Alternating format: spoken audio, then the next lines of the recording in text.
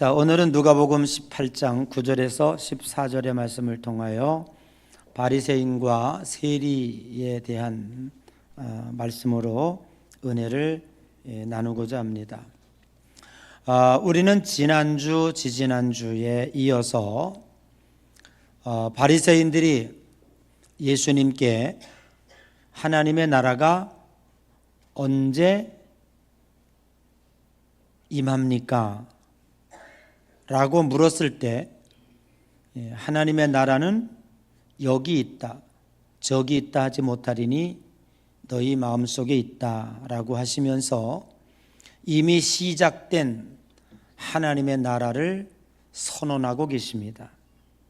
그럼에도 불구하고 하나님의 종말이 번개같이 임할 것을 말씀하시고 그 종말을 준비하는 사람만이 하나님의 나라를 맞이할 수 있을 것이라고 우리들에게 말씀을 하셨습니다. 그러면서 종말을 사는, 마지막 때를 사는 성도들에게 어떻게 살아가야 할 것인가, 어떻게 하면 승리하는 삶을 살아갈 수 있을 것인가 라고 하는 것에 대하여 고민을 하신 것처럼 기도에 대한 메시지를 우리들에게 전해 주셨습니다. 그래서 지난주에 가난한 과부의 원한을 풀어준 불의한 재판장의 말씀을 함께 나누었습니다. 그래서 기도는 끈질기게 기도하고 결코 낙심하지 아니하면 아버지 되신 하나님께서 들어주신다고 우리는 이 단어를 기억하죠. 하물며라고 하는 단어 말입니다. 악한 자라도 자식에게 좋은 것을 줄 알거든 하물며 하늘에 계신 너희 천부께서 원하는 것을 주시지 않겠느냐라고 하시면서 기도가 생명이고 기도가 능력임을 우리들에게 말씀해 주셨습니다. 그 정도로 충분하지요. 성경의 말씀 가운데 기도에 대해서 많은 부분 이야기하고 있지만 오늘 본문의 말씀에 보면 여전히 또 불안하셨던지 기도에 대한 이야기를 연속해서 하고 계시는 것을 볼 수가 있습니다. 그만큼 말세지마를 사는 성도들에게 있어서 기도는 매우 중요하기 때문입니다. 호텔에 가보면 호텔을 청소하는 청소부가 있습니다. 대부분 여성들이 그 호텔 방을 청소하는데 방이 어떤 때는 500실이 넘는, 또 어떤 때는 1000실 가까운 큰 대형 호텔이 있습니다. 그런데 이 호텔 청소부는요, 그 많은 방의 키를 다 가지고 다니질 않아요. 만약에 그 키를 가지고 다닌다면 아마 키만 들고 다니는 사람을 하나 옆에 붙여야 될 정도로 그렇게 많은 방을 청소하고 있는데 딱 하나의 키를 가지고 있습니다. 그 하나의 키로 모든 방을 다 열고 닫을 수가 있습니다. 그것을 가리켜서 우리는 마스터키라 그렇게 부르고 있죠. 하나님은 우리들에게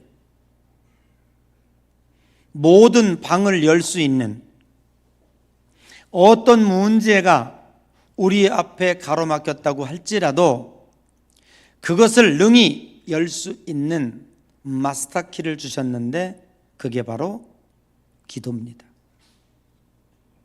제가 목회를 나가려고 하니 이제 신학교를 졸업을 하고 이제 목사가 돼서 목회를 해야 하니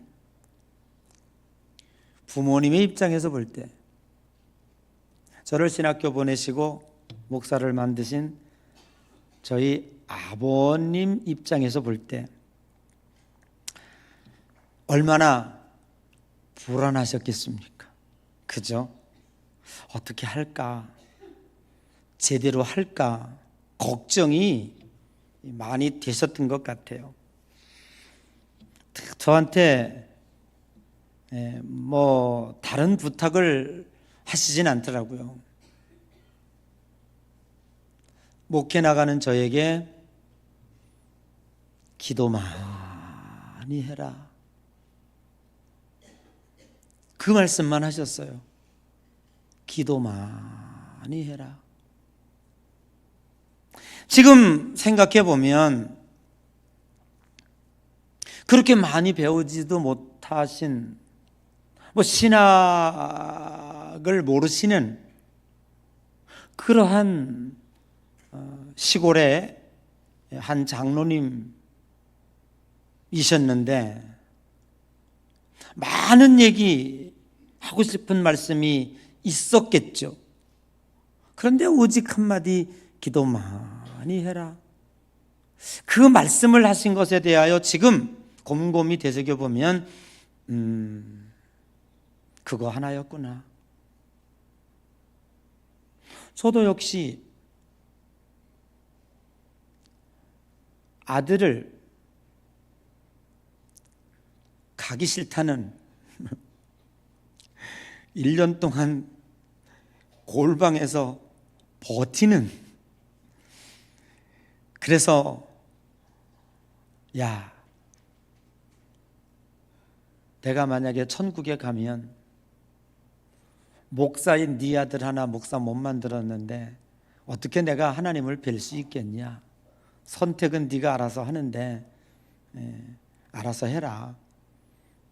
그러고 부탁을 해서 이제 목사가 되었는데 걱정 많이 되죠. 안 되는 일이 어디 있겠습니까? 저도 오직 한 가지 아들 목사에게 해줄 말이 있다면 아무것도 없어요. 기도 많이 해라. 그러면 하나님이 목회하실 것이다.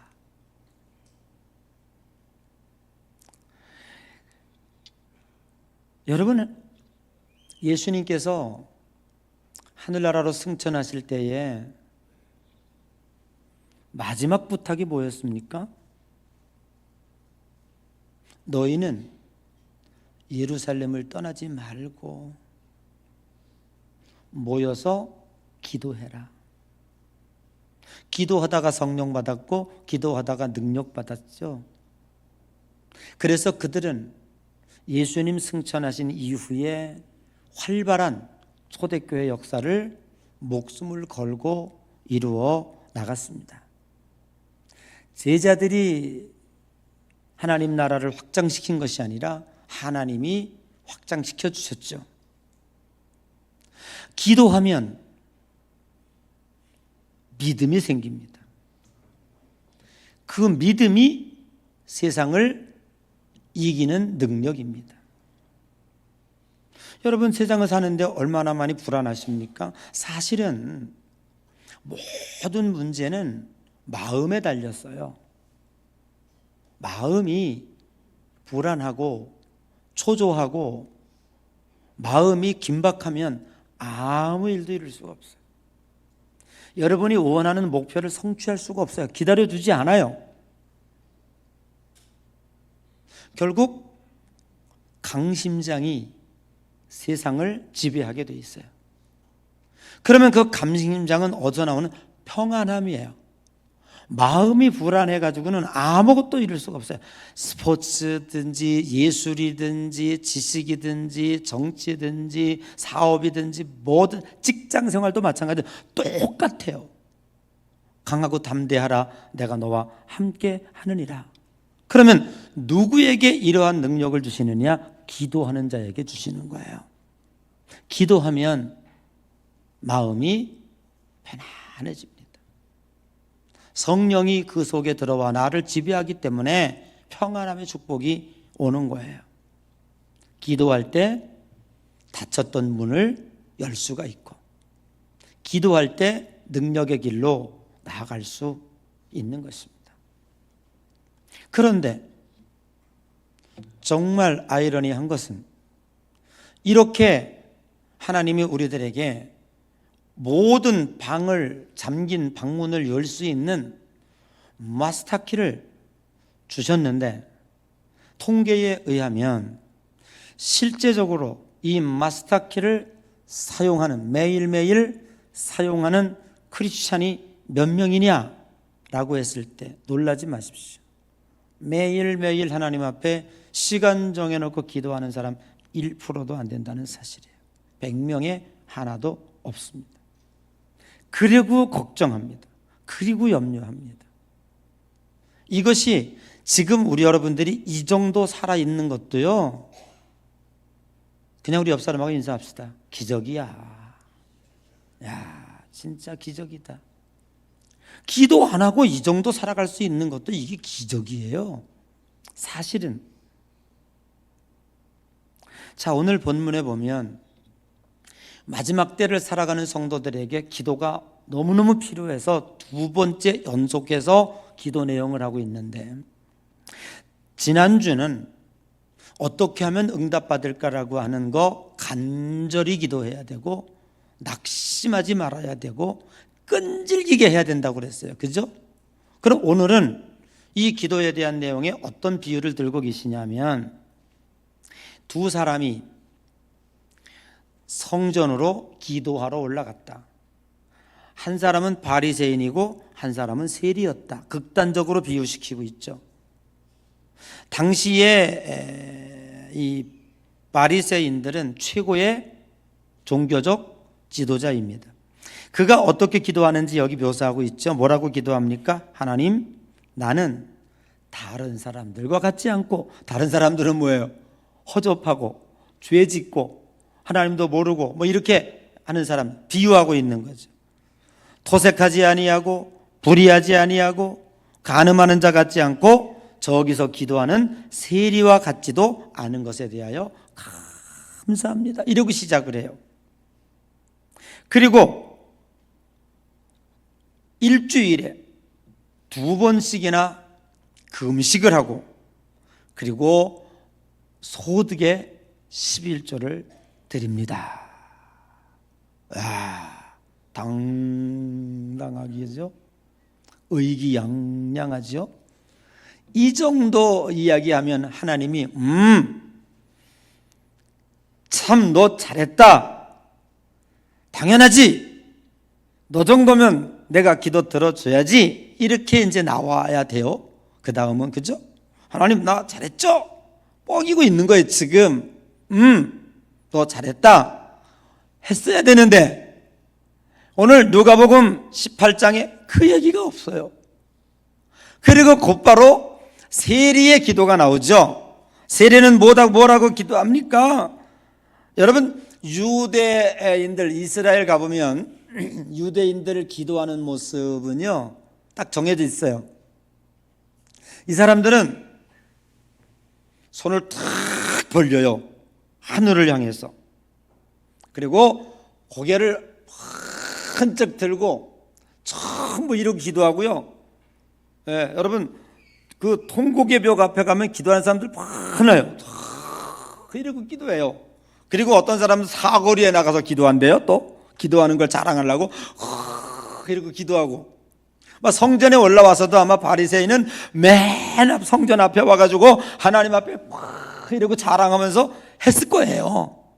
근데 세리는 저 구석에 저 구석에는 은혜가 되나 안 되나 잘 모르겠어 나는.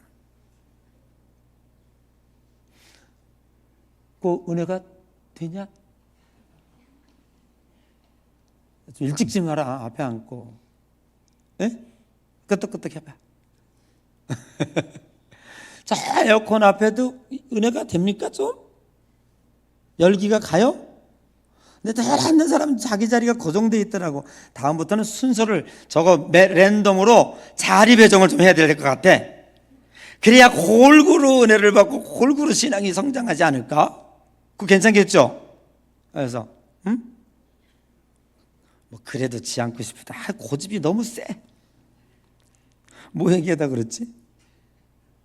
벌려 기도한다고 그래. 그게 유대인들의 기도 방법이거든요. 그런데 세리는 저기서 고개도 못 들어. 하나님 앞에 눈을 들어 하늘을 쳐다보지도 못하고 푹 숙이고 가슴을 치면서 하나님 저를 불쌍히 여겨주세요. 나는 죄인입니다. 이러고 시작을 하는 거예요. 그런데 오늘 성경이 우리들에게 이야기하고 있는 건 뭐냐면 겉으로 보면 와 진짜 멋지죠. 다른 사람들과 같이 토색하지도 아니하고 불의를 행하지도 아니하고 저 사람들과 같이 가늠하는 자가 되지도 않았고, 그리고 나는 일주일에 2번씩 금식 기도를 하고, 그리고 하나님 앞에 혼전한 11절을 드리니까 뭐 얼마나 당당하, 이 정도는 돼야지.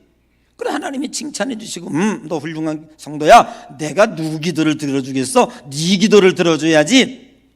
그렇게 해야죠. 근데 오늘 말씀은 그렇게 하지 않았어요. 이 바리새인의 기도는 하나님이 듣지 아니하시고 세리의 기도를 들어주셨다.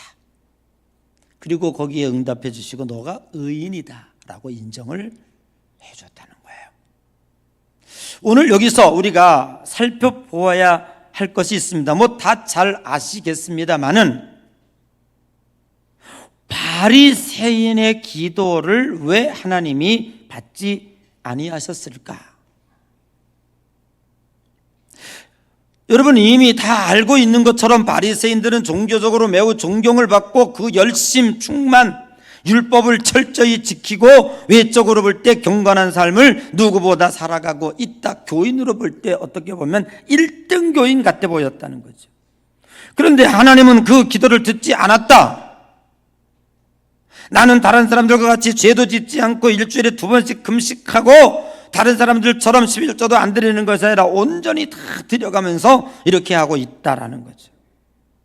그런데 냉정하게 하나님께서 그의 기도를 외면하신 것은 뭐냐 하면 절대로 그 기도를 들어줄 수 없었다라는 거예요. 왜냐하면 자기 자신을 자랑하고 이 정도면 하나님 내 기도 들어주셔야지요 라고 했다고 치자고요. 그러면 그 사람이 그 기도를 응답을 받았을 때 그 이후의 행동은 어땠을까요?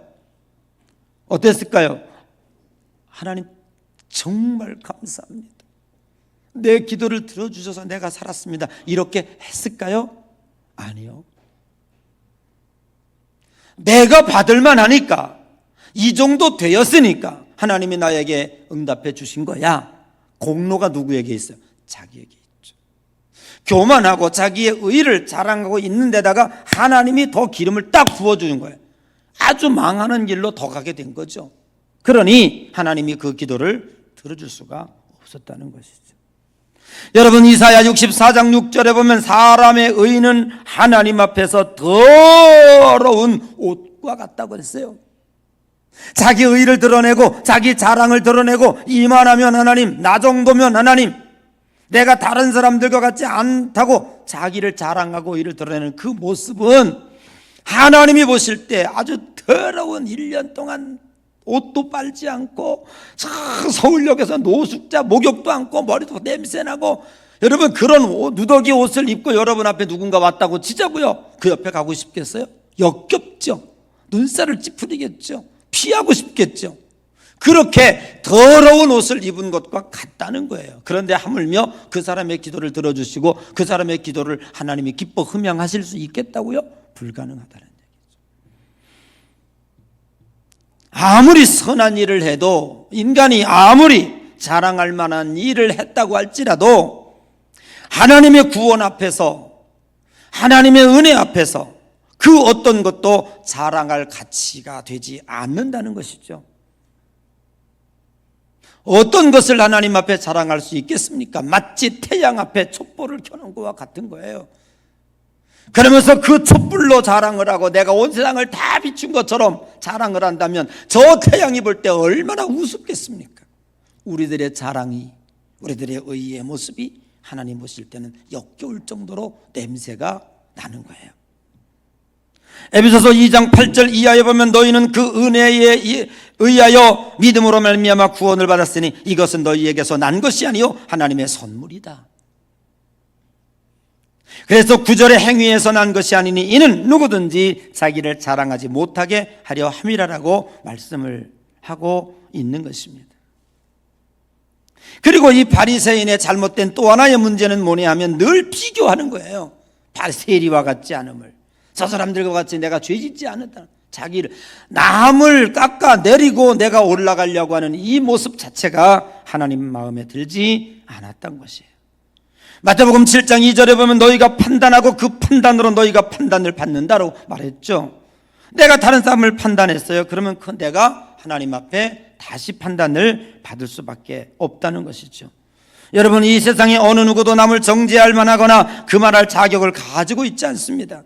심지어 현장에서 가늠한 여인이 잡혀왔습니다. 많은 사람이 돌로 치라 했을 때 예수님은 땅바닥에다 글씨를 쓰고 누구든지 죄 없는 자가 이 여인에게 돌을 던지라 라고 했을 때 한 사람도 남아있지 않았습니다. 죄인이 어찌 죄인을 정죄할 수 있습니까? 나는 들키지 않은 죄인이고 너는 들킨 죄인이고, 나는 보이지 않을 정도의 작은 죄를 짓고 너는 큰 죄를 지었단 말인가? 나는 저 사람보다 신앙생활을 더 잘하고, 나는 저 사람보다 더 경건하고, 나는 저 사람보다 더 헌신적이라고 하는 이 기준은 누가 정한 것인가? 이런 생각이 들기 시작하면 우리는 이미 역겨운 더러운 냄새나는 옷을, 누더기 옷을 입고 신앙생활하는 사람일 뿐이고, 그리고 그 속에 영원히 해결할 수 없는 암덩어리가 내 속에 성장하고 있다고 하는 것이에요. 이러한 자세로는 절대로 응답을 받을 수가 없습니다. 그런데 13절에 보니까 세리의 기도는 응답을 받았습니까? 그의 자세는 어떻습니까? 오늘 13절에 보니까 하나님이여 나를 불쌍히 여기소서 나는 죄인이라고 스스로 고백을 했어요. 어떤 변명도 하지 않았어요. 누구와도 비교하지 않았어요. 자신이 하나님 앞에 죄인임을 인정할 때 그때부터 하나님의 은혜가 임하는 줄로 믿습니다. 그때부터 하나님의 용서가 우리에게 찾아오는 줄로 믿습니다. 요한일서 1장 9절에 우리가 우리 죄를 자백하고 고백하면 그는 미쁘시고 의로우사 우리의 죄를 사하시고 우리를 모든 불의에서 깨끗하게 하신다고 약속하셨습니다. 그래서 세례는 기도할 때 오직 하나님의 은혜뿐이었습니다. 그래서 불쌍히 여겨달라고 간구했습니다. 그는 좌우 살펴 아무것도 하나님 앞에 자랑할 것이 없었기 때문입니다. 하나님이 박대하시고 하나님의 은총을 베풀지 아니하시면 이 세리는 어디 가서도 은혜와 은총을 받을 수가 없다는 것이죠. 시편 147편 11절에 보면 여호와께서 자기에게 의지하는 자를 기뻐하신다고 했습니다. 신앙생활을 참 잘하는 사람이 누군지 아세요? 하나님 앞에 기대는 거예요. 하나님을 의지하는 거예요. 하나님 없이는 나는 아무것도 할 수 없어요 라고 낮아지는 거예요. 하나님은 그 사람의 손을 일으켜 주시는 줄로 믿습니다. 그래서 무릇 자기를 높인 자는 낮아지고 하나님 자기를 낮추는 자는 높여지리라고 말씀하고 있습니다. 그런데 이 말씀을 듣다 보니까, 오늘 성경을 읽다 보니까 이런 야릇한 생각이 들기는 해요. 오해할 부분도 있어요. 참 조심해야 될 것 같아요. 그거 뭐냐 하면, 아니 그러면 바리새인처럼 죄도 짓지 아니하고 참 경건하죠. 일주일에 2번씩 금식도 하고 훌륭하지요. 1원도 안 떼먹고 온전한 12절을 드렸으니 참 대단하죠. 이 정도의 신앙생활을 하고 있는데 하나님이 이 사람 기도를 드리지 않았다? 이거를 여기다 말씀하시는 이유는 뭘까? 그러면 우리도 이렇게 신앙생활할 필요가 없다는 얘기인가? 라고 조금 삐딱하게 생각할 수도 있겠죠. 그러나 그렇지 않습니다. 여러분 생각해 보십시오. 여러분이 365일 새벽 기도하고 52주 주일 성수했다. 자랑할 일입니까? 아니에요. 뒤집어 보면 하나님이 건강의 축복을 주신 거예요. 지금도 중환자실에서 안타깝게 하나님 앞에 간구하며 10번도 아니고 20번도 아닙니다. 하나님, 한 번만이라도 밖에 나가서 온전하게 주일 성수 예배 드리고 하늘나라로 가고 싶어요. 다 좀 내보내 주세요. 한 번에 주일 성수 예배를 간구하며 기도하는 사람들이 지금도 중환자실에 부지기수라고 하는 사실을 여러분 알고 계세요? 그러면 오늘도 내가 중환자실에 가지 아니하고 여기 와서 하나님 앞에 예배 드릴 수 있었다고 하는 것이 여러분의 의예요? 그게 자랑이에요? 아니요. 하나님의 축복이에요. 내가 하나님 앞에 온전한 12절을 드렸습니다. 그래서 나의 기도는 들어주셔야 되라고 자랑할 거예요? 그렇지 않아요. 뒤집어 보면 하나님이 일할 수 있게 해주시고 돈을 벌 수 있게 해주시고 그거를 내 손에 쥘 수 있도록 하나님이 축복해 주신 거예요. 만약에 내가 실직하고 내가 내 직장을 잃고 내가 사업에 망해서 아무것도 할 수 없었다면 드리고 싶어도 아무것도 드릴 수가 없는 거예요. 그리고 두 번째는요, 그것이 내 의로 하나님이 주신 것이 아니라 여러분들이 이 세상에 살면서 신앙생활을 잘하고 뭔가 했다면 그것은 장차 받을 상급입니다. 자랑이 아니고 의가 아니에요. 고린도서에 보면은 이제 불태워서 무엇으로 심든지 그대로 거둔다고 그랬고, 금이나 은이나 보석으로 지은 자는 그만큼의 상급이 주어진다고 그랬고, 쉽게 믿어서 나무나 풀이나 이런 걸로 집을 지은 자는 불타버려서 공적이 없어진다고 그랬어요. 그리고 이것이 내게만 거두어지는 것이 아니라 여러분의 자자 손손이 천대에 이르러 거두게 해주신 하나님은 분명히 약속을 하고 계셔요.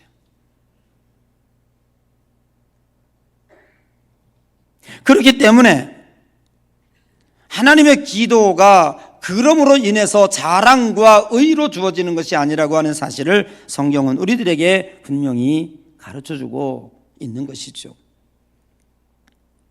사실 오늘 이 비유는 당시 유대 사회에 큰 충격이었을 거예요. 왜냐하면 이 세리의 기도를 들어주셨을 뿐만 아니라 성경은 뭐라고 기록하면 이 세리를 의롭다 하시니라 라고 말씀하고 있어요. 의롭다 한다고 하는 말은 헬라어로 디카이오오라고 하는 단어인데, 이 단어는 법적 용어예요. 하나님이 너 의로워, 너 오라 하고 인정을 해주셨다는 거예요. 법적 용어라고 그랬죠. 그 용어가 뭐냐면 디카이오, 너 오라, 이 얘기라니까요. 이게 그때 사회로서요 엄청난 충격이라고요. 그 얘기는 뭐냐면 이 세리가 하나님 앞에 가슴을 치고 나는 죄인입니다라고 하는 그 행위 자체가 뭔지 아세요? 하나님만이 이 세상의 주권자이십니다. 나는 하나님의 아무것도 아닙니다. 왜 세리인들 잘한 게 없었겠어요? 다 잘못했을까요? 그렇지 않았겠죠. 그러나 하나님 앞에 가슴을 치고 나는 죄인입니다, 나를 불쌍히 여겨달라, 불쌍히 여겨주시고 나를 의롭다 하시고 나를 인정해 주실 분은 하나님 당신밖에 없습니다라고 하나님의 권위를 인정해 드린 거예요. 그래서 하나님은 그를 그 행위가, 그 모습이 의로워진 거예요. 그리고 그는 한없이 겸손하고 자기는 땅끝까지 낮아지고 누구만 높였어요? 하나님만 높인 거예요. 여러분, 하나님은 우리를 더 윤리적이고 더 도덕적이고 더 신앙적이고 그래서 나에게 뭘 달라, 이건 하나님 앞에 안 통해요. 도대체 더 윤리적이라는 말은 어느 것과 비교하겠습니까? 나는 10원 훔쳤으니까 너는 1억 훔쳤으니까 그래서 너는 안 되고 나는 돼요? 누가 더 윤리적이고 누가 더 도덕적이란 말입니까? 그것은 하늘나라에 절대 통하지 않아요. 그것으로 천국 가게 했다면요, 이 세상에 이렇게 불공평, 아마 헌재의 결정보다 더없이 불공평한 것이 천국에 들어가는 비유일 거예요. 그래서 하나님은 그걸로 하지 아니하셨다는 사실입니다. 하나님은 기도 응답을 통하여 하나님이 하나님 되고 하나님이 더 영화로워지고 오직 하나님께만 영광이 되어지기를 원합니다.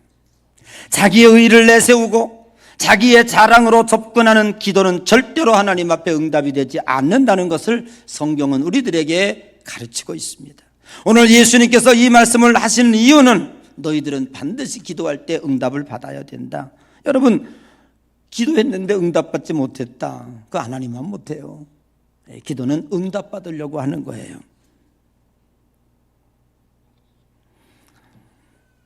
겸손히 하나님의 은혜를 구하는 자는 하나님으로부터 은혜를 받습니다.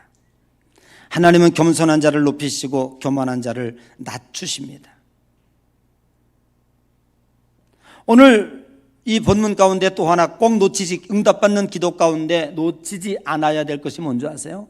이 두 사람이 성전에 올라갔다라는 거예요. 오늘 여러분에게 부탁드립니다. 기도는 하나님이 우리에게 주신 마스터키입니다. 그런데 기도할 때 꼭 기억해야 될 것은 뭐냐면, 쉬지 말고 기도하라니까 아무 때서나 기도하면 되지, 생각날 때 기도하면 되지, 이렇게 하는 그거 아니에요.